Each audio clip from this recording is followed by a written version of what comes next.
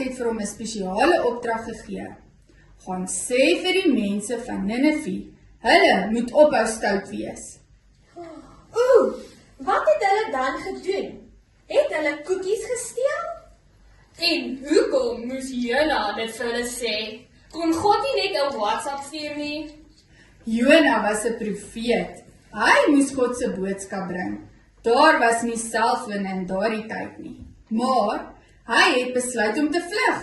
Hy klim op 'n boot en vaar in die teenoorgestelde rigting. Dis soos om na die koekwinkel te gaan, toe jy moet kerk toe gaan. Maar wag. God kan ons alles sien. Dink Jona regtig hy kan wegkruip? Presies, Sam. God stuur toe 'n storm. Die boot wankel en almal is bang. Jona weet dis sy skuld en hy sê vir hulle, gooi my in die see. Hulle het hom in die see gegooi? Dis rof. Ek sou in my bed weggekruip het. Toe hy in die water val, kom daar 'n groot vis en sluk hom heel in.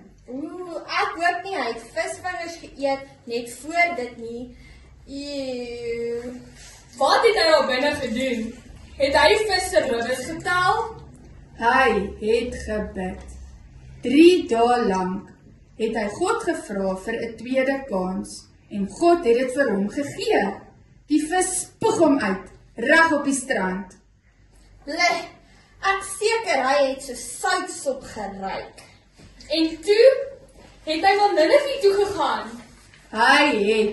Hy was gehoorsaam. Hy het vir die mense gesê, julle moet verander. En hulle het geluister. Ek wil ook luister, maar net as ek nie in 'n vis hoef in te klim nie. Selfde, ek verkies om uit die vis te leer van buite. En so het Jona uiteindelik geluister. Hy het gegaan waar God hom gestuur het en mense het tot God gedraai. Jona het geleer dat God se liefde altyd by ons is, selfs in storms en in die maag van 'n vis. Ek bly God het hom nie laat bly in daai vis nie. Ek sal luister die eerste keer. Ek wil nie in 'n vis se binnekant sien nie. Kom ons bid saam, maatjies. Liewe Jesus, dankie dat U ons liefhet, selfs wanneer ons weghardloop of bang is. Help ons om te luister, om U te vertrou en U plan te volg, selfs as dit 'n bietjie soos 'n storm voel. U is daar om ons veilig te hou. Amen.